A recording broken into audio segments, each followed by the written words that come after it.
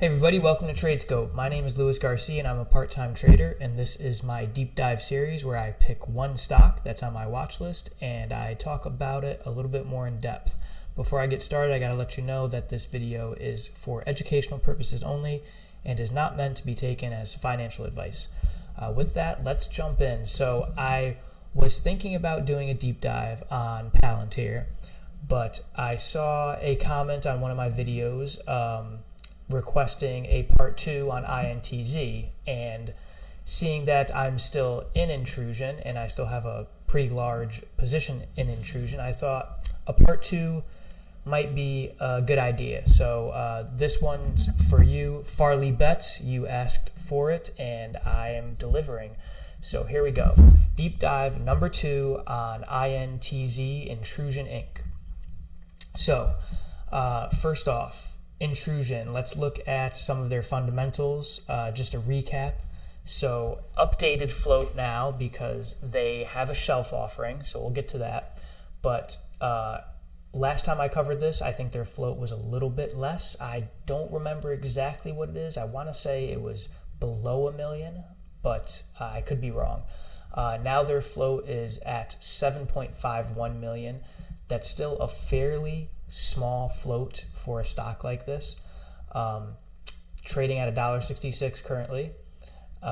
Last volume was 537,729 shares of volume traded at the by the close of Friday, and a current relative volume 0.07. So quite the drop off on volume in the last few weeks since I started owning this.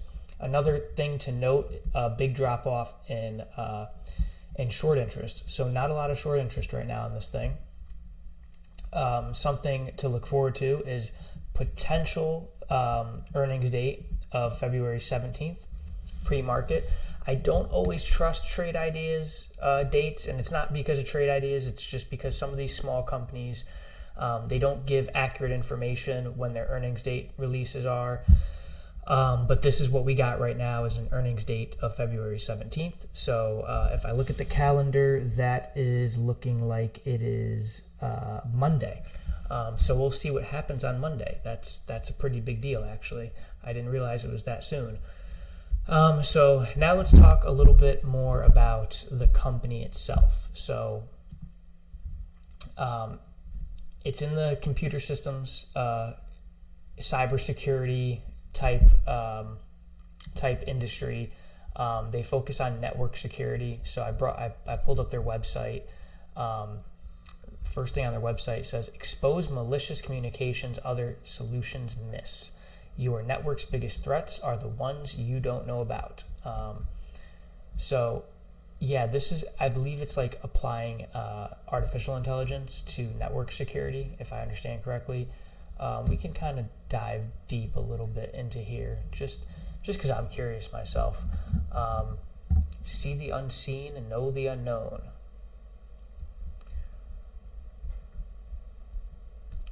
To fully secure your network, you need to see everything. Our global threat engine powers everything we do. So they look like a legit cybersecurity company.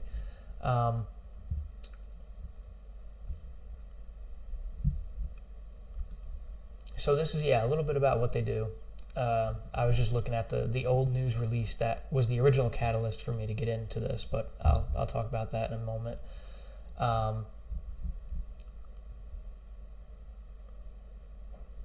So yeah, basically a cybersecurity company. We vet every connection on your network, hybrid of reputation, behavioral, and historical data. Protected by intrusion. So yeah, I think it's an interesting company. So this actually is the reason why I've held it for as long as I did. We'll get into kind of like my position sizing and what the stock has done in a moment. But one of the biggest reasons I typically don't hold on to stocks like this. Like I don't build positions in like low float, small. You can't really call it a penny stock because it's trading above $1. But these low float micro cap stocks, I typically don't build big positions that are longer term swing positions in these. You can call it bag holding if you like, but I try not to do that with most of these types of companies. The reason I chose to build a position in this one is because when I first saw this thing pop on my radar, I looked at the industry it was in, and it interested me.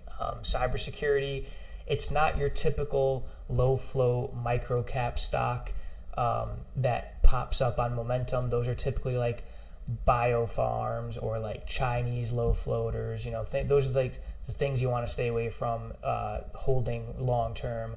Another example are like our SPACs, things like that. So this one kind of caught my interest because I saw the industry that it trades in. It looked like a legit company. Just seems to be struggling. Obviously, it's not doing so great. But yeah, that's kind of the reason why I decided to build a position in it, just because of the sector that it trades in, and it seems like a legit company. So that is the reason I built a position. Let's talk a little bit about, not so much about what they do anymore, and don't really need to know, just see if there's anything else in here. Maybe we could look at this news for a second.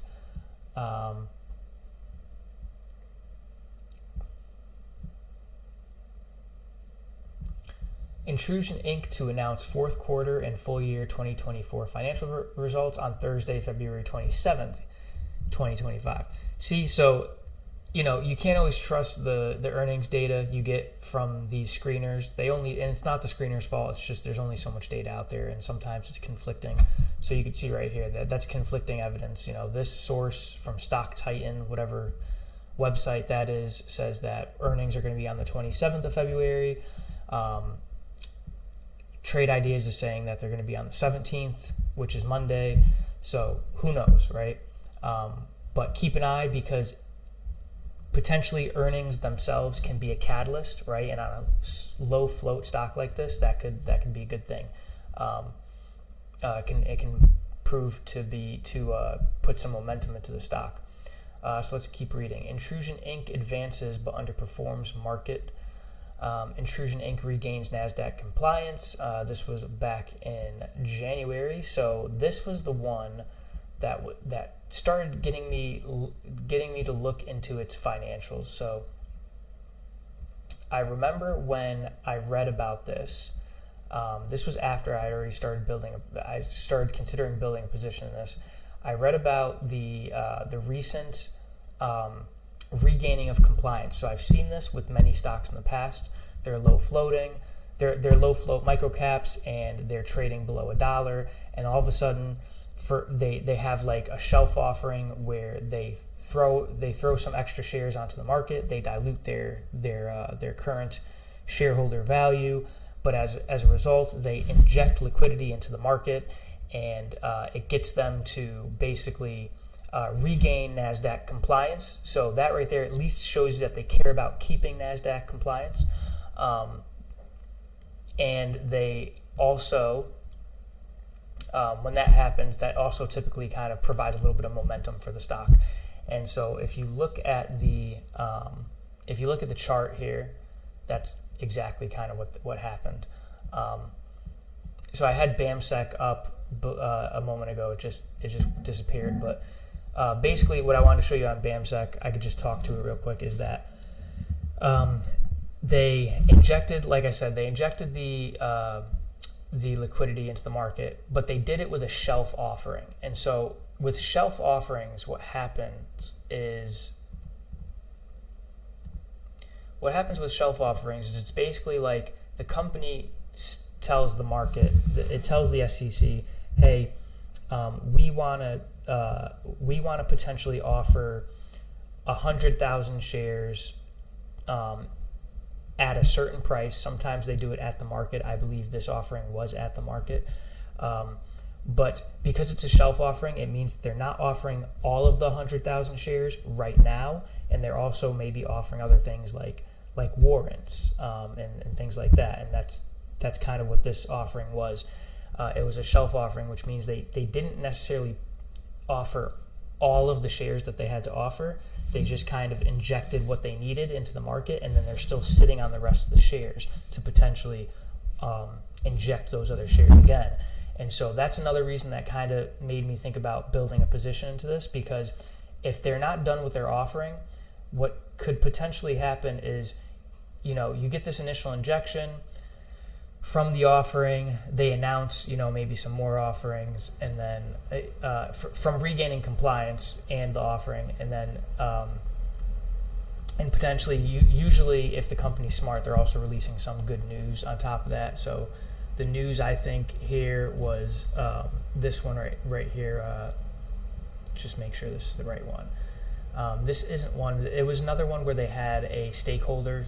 It was like, the news was basically like some stakeholder announces 9.8% stake in Intrusion, right? So that was the news that they released with this. So it's kind of like a big rally to introduce some liquidity into the stock and to kind of generate some momentum and interest into the stock.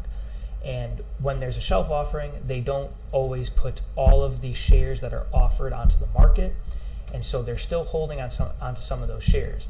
So what that tells me is that there's a chance that they're waiting to drop another bit of news that will potentially get some more interest in the stock, and when that momentum brings the stock price higher, they can do another offering, which is basically they're selling more shares at the market price.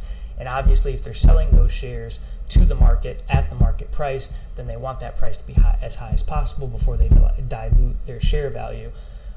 So that way they can fund their money. This is very similar to what like GameStop did earlier in 2024. I think it was in the summer roughly, when Roaring Kitty kind of came back on the scene and started generating a bunch of interest in Chewy and GameStop and meme stocks again. And that's what basically GameStop did, is they had a shelf offering. They offered a little bit just so that they could pump up the stock, but not enough to dilute shareholder value, just enough to generate interest, in the stock, and take a little bit of off the table. So by selling some shares, they actually get to pad their coffers, right? And that's a good thing for the company if the company is trying to actually build itself, because then they could take that money that they make from selling shares at a high price and put that towards paying down their debt or investments or research and development, right?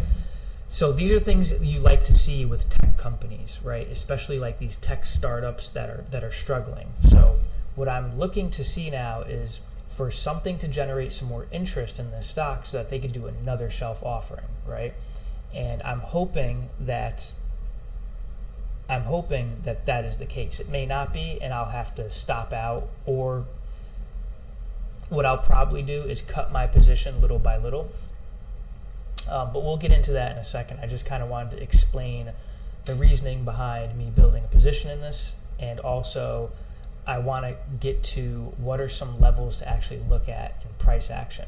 So some key levels right here are the initial gap, right?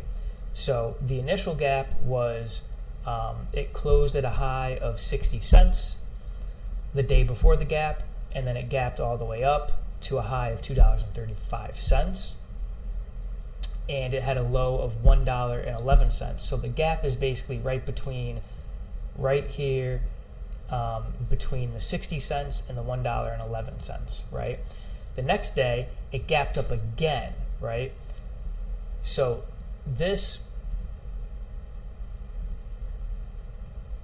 sorry, I don't know what happened to my doodle there, but anyways, it gapped up again the next day, which was another reason why I took an interest in this stock, because that's something you don't see every day with low float micro cap momentum stocks, is they gap up twice in a row, and this one happened to do it, right? So it gapped up again. This time, let's try to draw that gap. It doesn't like me drawing right there for some reason. There we go. So that's the second gap right there. So let's take a look at that gap. That is a high of $2.35 and a low of $4.20.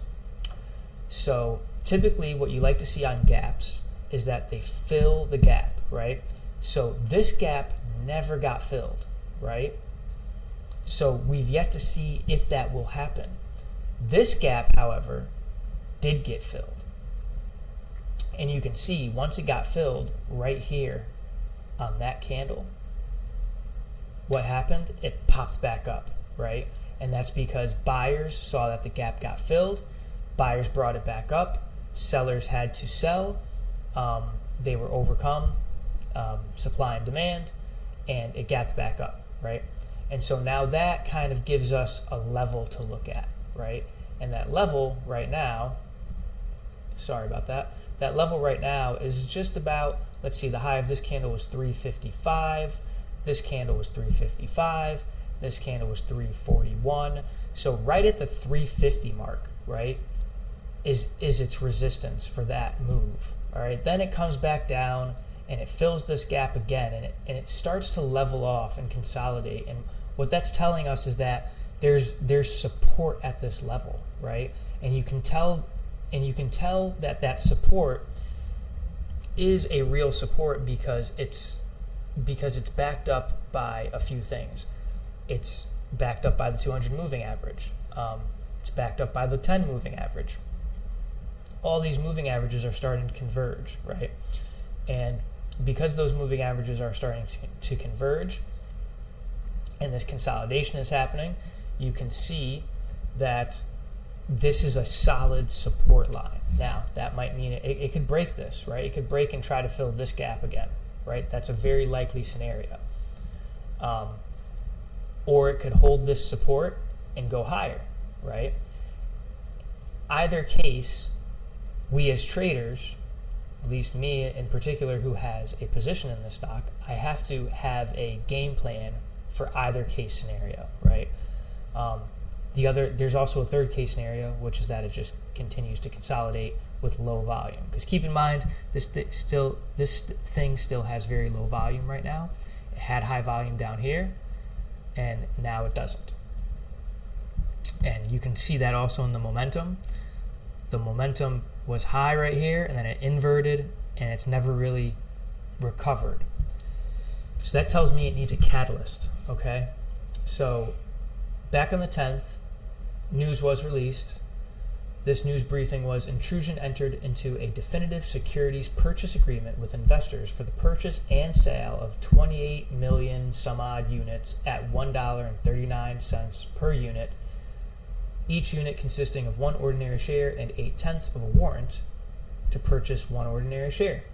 The warrants will be immediately exercisable at $1.69 per share and will expire 5 years from the date of issuance. The ordinary shares and warrants are immediately separable and will be issued separately. The offering is expected to close on February 11th, subject to customary closing conditions.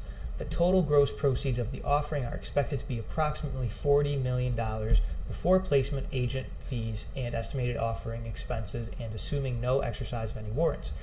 INTZ intends to use the proceeds that it will receive from the offering for general business purposes. I don't know why they call them INTZ because the name of the company is Intrusion. That seems like a typo, but regardless, this is basically exactly what I just explained. They're offering shares at a certain price that pads that 169 that 169 level. So this was on the 11th, and you can kind of see since then it's kind of kept that level, right? That's the company saying they value their company at that $169, $1.69 per share. And by selling those additional shares on the market, those 28 million shares on the market, they are generating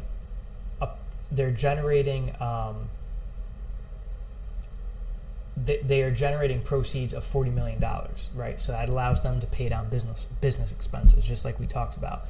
That is also why we saw the float go up to $7.5 million instead of whatever it was before. I think it was below $1 million, but I could be wrong. Point is we will probably continue to see these shares be dispersed and bought up, and so that will most likely generate a consolidation going forward until those shares are bought up or until we get some sort of news catalyst that really spikes this thing, right? And so that is my play. That's what I'm waiting for. I'm waiting for that news or some sort of catalyst. It could be a technical catalyst. It could just simply be that all of these shares got bought up and then buyers are still buying and slowly creeps above $2, then $2.50, and then it breaks this technical resistance at $3, and then $3.50, and it's off to the races, right? It could just simply be a technical breakout as well. So I'll be keeping my eye on it for that sort of breakout. Currently, I've built a position since this initial surge of momentum, and my current cost basis is $4, and I have 2,000 shares. So that's a full disclosure. As you can see, lost a lot of value on those shares, right? But I'm holding that. I'm holding that position to see if it could break back above that $4. So that's really what I'm looking for: a low float break, even at $1 a share. That's 2,000. Even if it goes up to $5, I make $2,000. If it goes up to $4.50, I make $1,000. So that's kind of what I'm looking for. If I see a break but it doesn't quite get up there, then I might just liquidate my whole position or a portion of my position and take a small loss, right? We'll see what happens. If I see something like this happen where it starts to decline and break through this support, then I'm probably going to start offloading shares little by little, right? Because keep in mind, I'm making profits on other trades and momentum trades, so taking small losses will only offset those profits, right? And that's kind of the idea, is to win more than you lose, to win more money than you lose, right? But you might lose some of the time. So that's kind of my game plan with INTZ.